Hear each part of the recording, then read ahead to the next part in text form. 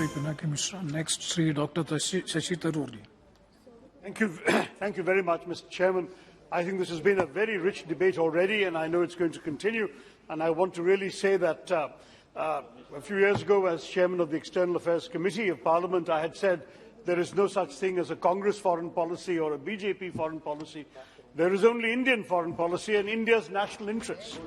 And I will say to you today that I think all the speakers, even those who have been critical of the government and who will be critical about some aspects, have spoken in that spirit of one nation, one set of national interests, and a very strong commitment to what is being done for India and Indians in this challenging situation.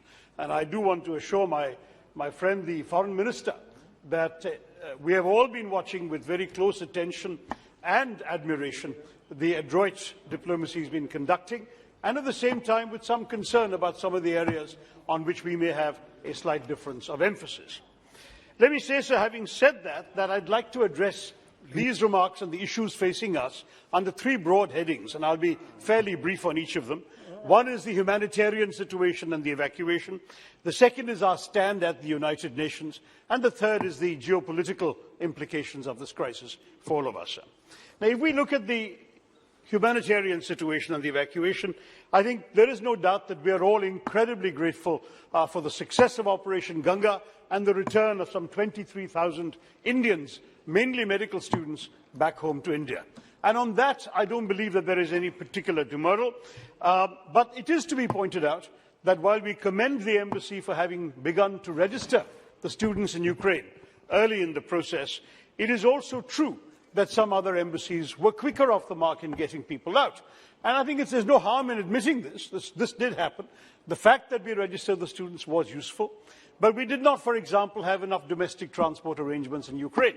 A lot of the students had to walk very, very long distances to get to the border points eventually, and that is something we'll have to bear in mind for future situations. So, if we were to look at the positive side of the ledger, the government was very quick to make excellent arrangements in the neighbouring countries, Poland, Hungary, Slovakia, Romania, in order to fly our people out once they had got there. But in getting them to those countries, I'm afraid we were perhaps somewhat found lacking. And I'm not trying to diminish in any way the contributions of our excellent diplomats, our hard-working personnel. The Minister was kind enough to hold a consultative meeting of the External Affairs Ministry, a consultative committee meeting, in which he took us into these young diplomats working 24/7, manning the hotline in order to receive calls from students. All of that was very important. But one set of complaints that many students have expressed, including to me personally, have been the difficulties they encountered in getting to the border points where they had to cross. And I think this is a lesson that we need to bear in mind for the future. And of course, we must all pay tribute to Naveen Shankarappa, whose life was so needlessly and tragically lost when he went out heroically to get food for other Indians who were sheltering in a bunker with him. And that, I think, is indeed something we must absolutely, in this House, unanimously pay tribute for. His parents were gracious enough, as you pointed out, Mr. Chair, when you were speaking, to donate his body to medical research. But there's also, I think, some research we need to do on how these situations got to the stage they did, where we found ourselves with so many people there. I will add that one thing that's a bit unseemly, unfortunately, was the publicity mongering that we conducted in some of the neighbouring countries. I got some adverse comments on that.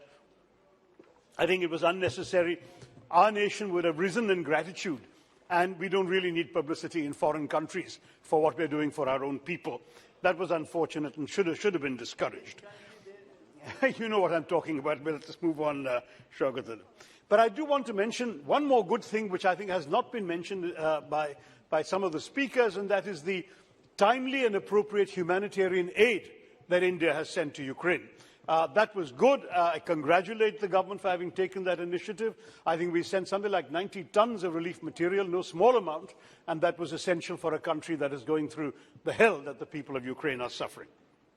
So, broadly speaking, those are some of the concerns that one has in mind. I think it is to be said, however, that there were a couple of unfortunate statements made by people associated with the ruling party during the travails of our people, when all of us were getting desperate messages from families and from students. There was one minister, the former chief minister of the ruling party, saying that the students had to be blamed for miscalculating the gravity of their situation, quote unquote. Most unfortunate. We had another minister serving in this government saying that these are merely people who couldn't pass the NEET examinations in this country. Such statements were most unfortunate, Mr. Speaker, Mr. Chairman, and I do want to say to the government they were also unnecessary. When people are going through terrible trauma, it was a time for all of us to rally together and attend to their needs, as indeed we did eventually. These statements really reflect poorly on the commitment of our nation to our people stuck in distress abroad. Having said all of that, all's well that ends well. The students are back. Now the concern is how do we manage to help them catch up with the education that has been disrupted as a result of this tragic situation, the war and the evacuation. And I think there the government should really do two things. It should take immediate action to see what can be done to have remedial instruction available to these students, ideally in Indian medical colleges. And the second thing they need to do is use the revelation of 23,000 medical students in a country like Ukraine, which even the Prime Minister expressed surprise on, that there were so many there, to realize how badly we need to rethink our approach to medical education. The shortage of government seats. I mean, you realize the NEET is a tough examination. But do you know that of all the children who pass the NEET examinations, only 7% get into colleges in India?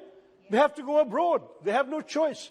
When COVID happened and we had to evacuate people from various countries, I had medical students from my constituency in the most extraordinary addresses.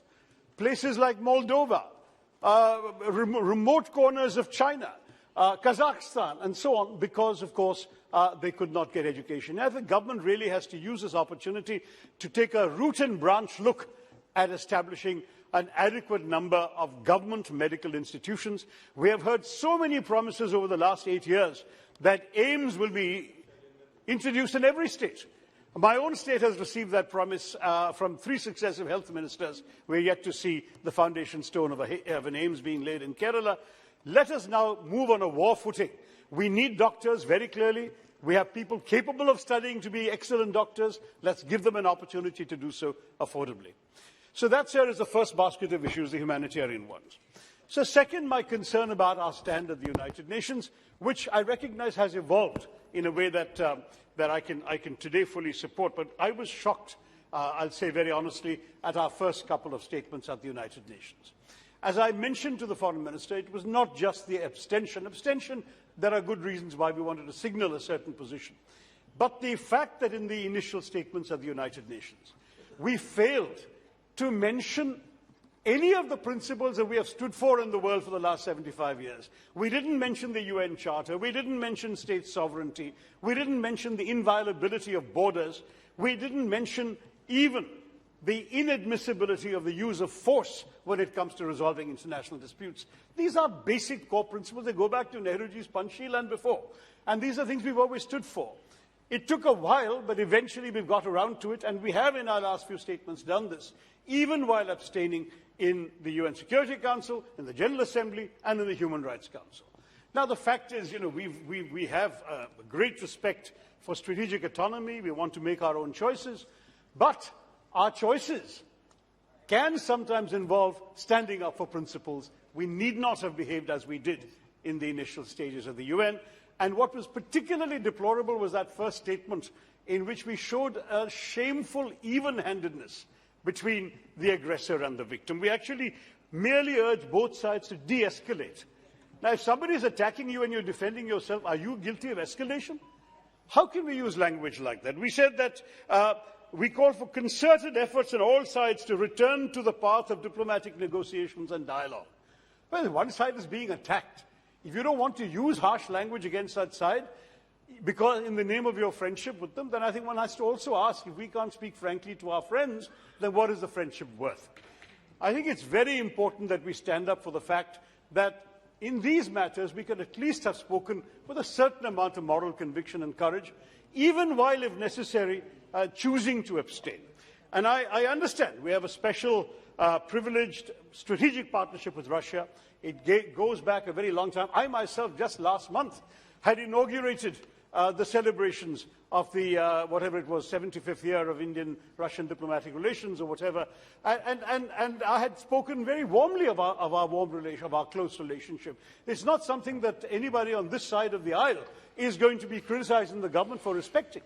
But at the same time, we have to understand that in this particular instance, it is Russia that resorted to the use of force. It is something we have to understand that though we have a long list of IOUs, most of those IOUs on Kashmir and so on, vetoes in the Security Council, are to the Soviet Union, of which Ukraine was also a part. So let's face it, we owe those IOUs to both Russia and Ukraine. And let us also face it, we are indeed a major client for Russian weapons supplies. Our defense systems rely a lot on the weapons we've imported from Russia and on the spare parts we need to service them. But first of all, we pay top dollar for those weapon systems, sir. No one is doing us any favors. The seller needs the buyer as much as the buyer needs the seller. We should not act as if it's always a one-way traffic. Equally, sir, we must understand that when we have a situation like this, when we have, for example, a country that is taking a stand in relation to us, that troubles us and compromises our own relationships and very directly hurts our own people because of the short-term after effects, the rise in oil prices, the rise in commodity prices. We have some seed, even 70% of the sunflower oil and sunflower seeds that India has comes from Ukraine. That's no longer coming. These are simple examples, but all of this are matters that do affect us, and we should have the right to be able to say to our friends, look, this was not right. This has caused us some pain and difficulty. But finally, I'd say that now our position has been calibrated. Our line has become notably tougher. And I want to stress one thing that I'm sure my friend, the foreign minister, will want to stress also, except that perhaps he will not be able to do so as openly as I can, which is that refusing to condemn Russia is not the same as endorsing what Russia has done. And that, I think, is a reminder for all of us that whatever India may be accused of, we have not at any stage, through any action or any words, implied an endorsement of or a support of what the Russians have done by conducting this invasion of Ukraine. Thank you. Finally, sir, the third set of issues will be the geopolitical implications of what we have seen. In the short term, there is some very worrying consequences, sir. I would say that the Ukraine war has exposed, 3 minutes, has exposed India's strategic vulnerabilities in a tough neighborhood as nothing else could have done, and it's raised some fundamental questions for our security. We had been maintaining a relationship with Russia while developing a strategic partnership with the Quad, with the US, Japan, Australia and India.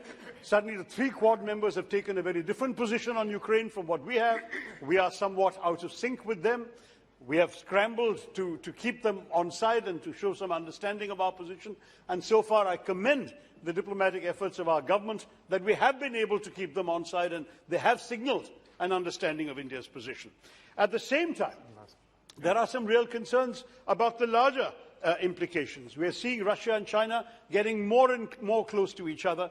And if Russia is weakened as a result of this misadventure, which it almost certainly will be, then its weakening can only give China the upper hand in that relationship. A Russia that becomes essentially a subordinate state of China is a major concern to us in India, sir, because we have, as recently as 2 years ago, lost 20 of our Jawans in Ladakh to Chinese aggression. And in these circumstances, the neutralization of Russia, or even Russia coming along with China, is a matter of grave concern to us. And there is the sideshow of the Chinese-Pakistani relationship. Prime Minister Imran Khan was in Moscow the day the attack began on Ukraine, and he went through with his meetings anyway. He continued to do so. What does this mean? Are we witnessing the emergence of a Russia-China-Pakistan axis that we have to think about? Yes. At the same time, sir, there are some opportunities. We've had some, I think, a record number of ministers have visited Delhi in the last couple of weeks, and I'm sure the foreign minister was a very busy man receiving all of them. And that's a very good sign, because it suggests that there is an area of opportunity for us. What is that opportunity? It is the opportunity to leverage not only understanding for our position, but also to go beyond our traditional reluctance to choose sides on matters in which, frankly, it is sometimes necessary to take a stand. We cannot sit on the fence all the time, Mr. Chairman, sir. I think it's important that we listen with open ears to these distinguished visitors who have come. We don't have to take any lectures from them. None of them has a right to tell us what we need to do. But at the same time, Mr. Chairman, I think it's important that we, instead of bromides about the need for diplomacy and negotiations, why don't we try and take a step forward and offer ourselves in a mediating capacity? Why can we not perhaps reach out to both Moscow and Ukraine and see whether this is something the Israelis have been doing, the Turks have been doing? Why not India, which prides itself on a good relationship with both the capitals, try and play a constructive role in this area? So I just want to conclude with a quote from Jawaharlal Nehru way back in 1946. He said, "India, constituted as she is, cannot play a secondary part in the world. She will either count for a great deal or not count at all."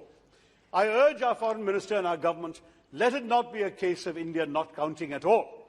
Let us count for a great deal, let us stand for our principles, let us respect our strategic autonomy, but let us at the same time go forward and try and play a constructive role in bringing about the peace that we have so far given rhetorical support to.